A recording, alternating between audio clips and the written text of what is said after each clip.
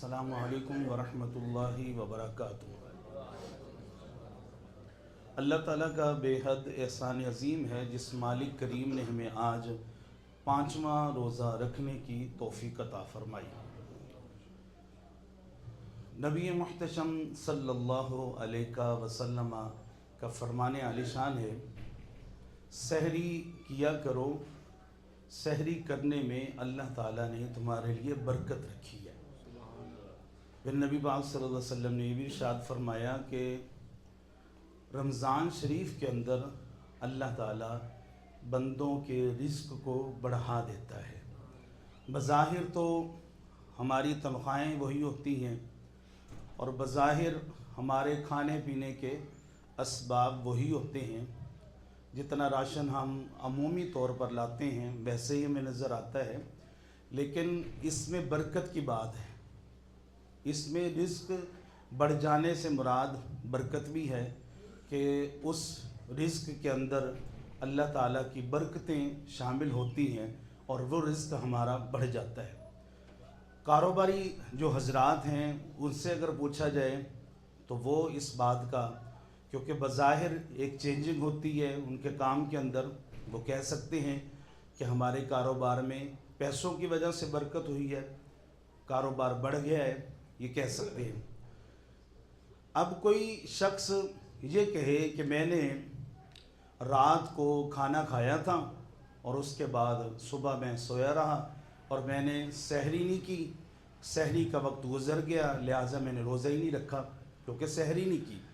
लेकिन यहाँ पर इस बात को मद्देनज़र रखना चाहिए कि सहरी करना सुन्नत मुबारक है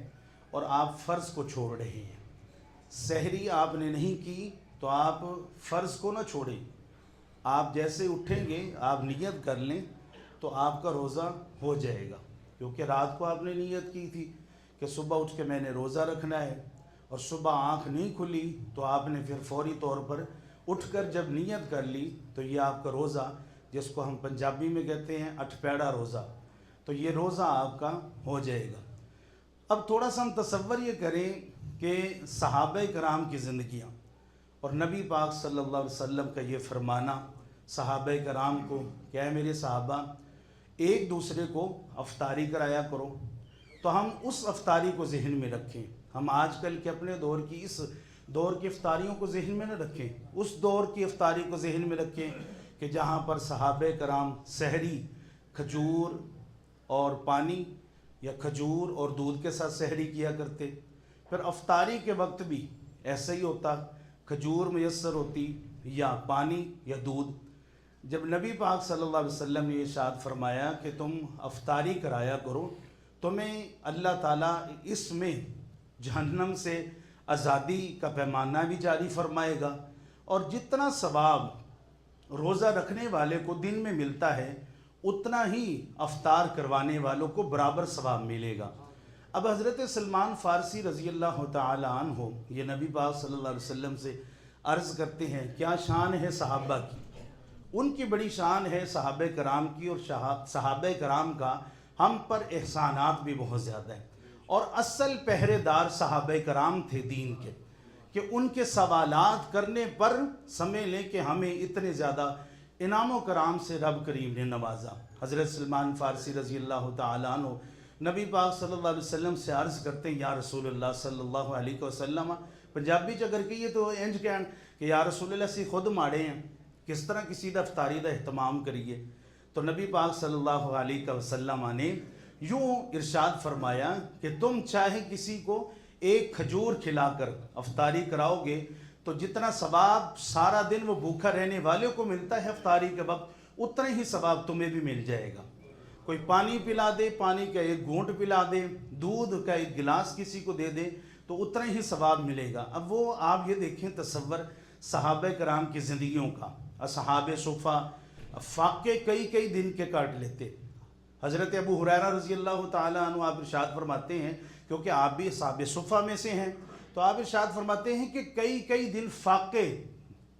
में हमें गुजारना पड़ते और आप फरमाते हैं कि बाज़ औक़ात कई सहाबा को गश भी आ जाता, बेहोश भी हो जाते भूख की वजह से, और خود نبی پاک صلی اللہ علیہ وسلم نے کئی کئی دن کے فاقے کاٹے ہیں، اور ان کی دعاؤں کا صلہ اور ثمرہ آج ہمارے پاس ہے کہ ہمارے دسترخوان پر اللہ تعالیٰ کی عطا کردہ نعمتیں بے شمار ہوتی ہیں، سحری ہو یا افطاری ہو، بے شمار نعمتوں کا ڈھیر ہوتا ہے، یہ ان کے وسیلے سے ہے ہمارے پاس۔ نبی پاک صلی اللہ علیہ وسلم کی دعاؤں کا ثمرہ ہے ہمارے پاس۔ نبی پاک صلی اللہ علیہ وسلم تشریف فرمائے ہیں، سیدنا ابوبکر صدیق رضی اللہ تعالی عنہ آئے ہیں، بھوک کی شدت ہے، بہت زیادہ بھوک لگی ہو، آگے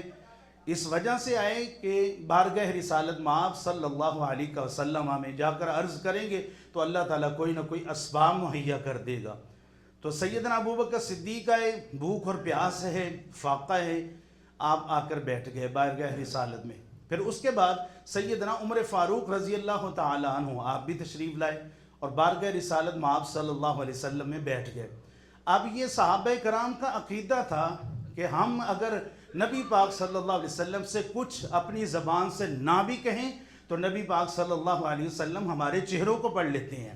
ہماری تمناؤں کو جان لیتے ہیں، ہمارے دل کی تمنا کو جان لیتے ہیں۔ تو ان دونوں صحابہ نے کچھ نہیں کہا اور نبی پاک صلی اللہ علیہ وسلم نے ان کو اٹھایا اور ایک انصاری صحابی رضی اللہ تعالیٰ آپ کے باغ کے اندر تشریف لے گئے۔ وہ انصاری صحابی جس طرح آج ہمارے ہاں کوئی جس کو ہم پسند کرتے ہیں، وہ اگر ایک دم سے ہمارے ہاں مہمان آ جائے تو ہماری خوشی کی انتہا نہیں رہتی، ہم بہت زیادہ خوش ہوتے ہیں۔ وہ انصاری صحابی بھی بہت زیادہ خوش ہوئے، نبی پاک صلی اللہ علیہ وسلم کو جب دیکھا کہ نبی پاک صلی اللہ علیہ وسلم میرے باغ کے اندر تشریف لے کر آئے ہیں تو وہ فوراً وہ گئے، انہوں نے انگوروں کے گوشے جو تھے وہ اتارے اور نبی پاک صلی اللہ علیہ وسلم کی بارگاہ اقدس میں پیش کیے۔ سیدنا ابوبکر صدیق، سیدنا عمر فاروق آپ نے تناول فرمائے، اور وہ صحابی فوراً دوڑے چھری لے کر کہ میں بکری کو ذبح کرتا ہوں اور گوشت بناتا ہوں۔ تو نبی پاک صلی اللہ علیہ وسلم نے اس پر ارشاد فرمایا کہ اس بات کا خیال رکھنا کہ جس کو تم ذبح کرنے کے لیے جا رہے ہو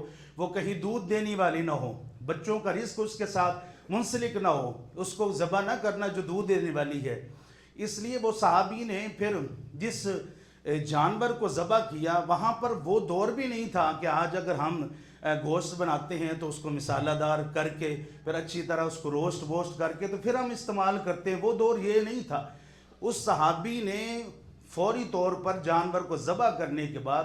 گوشت وہاں پر جب بنتا تھا تو آگ کے اوپر کچا پکا گوشت بنتا تھا، تو کچا پکا گوشت جو بنایا انہوں نے، بنانے کے بعد وہ بارگاہ رسالت مآب صلی اللہ علیہ وسلم نے پیش کیا۔ اس صحابی نے جب انہوں نے پیش کیا تو سیدنا ابوبکر صدیق اور سیدنا عمر فاروق رضی اللہ تعالیٰ عنہ نے تناول فرمایا، نبی پاک صلی اللہ علیہ وسلم نے بھی تناول فرمایا۔ جب نبی پاک صلی اللہ علیہ وسلم وہاں سے اٹھنے لگے تو ایک روٹی، یہ اگر آپ تصور میں سوچیں نا، اللہ تعالیٰ نے جن کے ہاتھ میں کل خزانوں کی چابیاں عطا فرما دی، اور حضور فرماتے ہیں کہ میں چاہوں تو میرے ساتھ پہاڑ سونے اور چاندی کے بن کے چلے، کل کائنات جن کے ہاتھوں میں رب تعالیٰ نے عطا فرما دی، ان کی سادگی اور عاجزی یہ عالم ہے۔ نبی پاک صلی اللہ علیہ وسلم جب اٹھنے لگے ایک روٹی اور چند بوٹیاں رکھ لی، اس طرح لپیٹی، تو جب صحابہ نے پوچھا سیدنا ابوبکر صدیق اور سیدنا عمر فاروق رضی اللہ تعالیٰ عنہ نے کہ یا رسول اللہ صلی اللہ علیہ وسلم یہ کس کے لیے؟ تو نبی پاک صلی اللہ علیہ وسلم نے ارشاد فرمایا عائشہ نے بھی 2-4 دنوں سے کھانا نہیں کھایا، حضرت اماں عائشہ بھی فاقے کے اندر ہے 2-4 دنوں تک، اس لیے یہ ان کے لیے میں لے کر جا رہا ہوں۔ تو نبی پاک صلی اللہ علیہ وسلم نے یہ بتایا اور آپ کے ازواج مطہرات نے بتایا، ان کے صبروں کا یہ آج پھل ہمیں مل رہا ہے کہ ڈھیر و ڈھیر نعمتیں ہمارے دسترخوان پر موجود ہیں، لیکن ہمارا دل جو ہے اس بات پر آمادہ نہیں ہوتا کہ آج اچھے لوازمات، اچھے کھانے ہمارے دسترخوان موجود ہیں اور ہم کسی غریب کی طرف نہیں دیکھتے۔ ہمارا پڑوسی اگر اس طرح بغیر لوازمات کے کھانے کا انتظام کر کے بیٹھا ہوا ہے، اگر سادہ روٹی اس کے پاس موجود ہے، پھل کے لیے وہ ترس رہا ہے، اللہ تعالیٰ کی نعمتیں بے شمار اس کے پاس نہیں ہیں، تو ہمارے پاس اگر ہیں تو اللہ تعالیٰ نے ہمارے جیسے لوگوں کو ہی یہ پھر ارشاد فرمایا ہے فَبِأَيِّ آلَاءِ رَبِّكُمَا تُكَذِّبَانِ، تو تم اپنے پروردگار کی کون کون سی نعمتوں کو جھٹلاؤ گے؟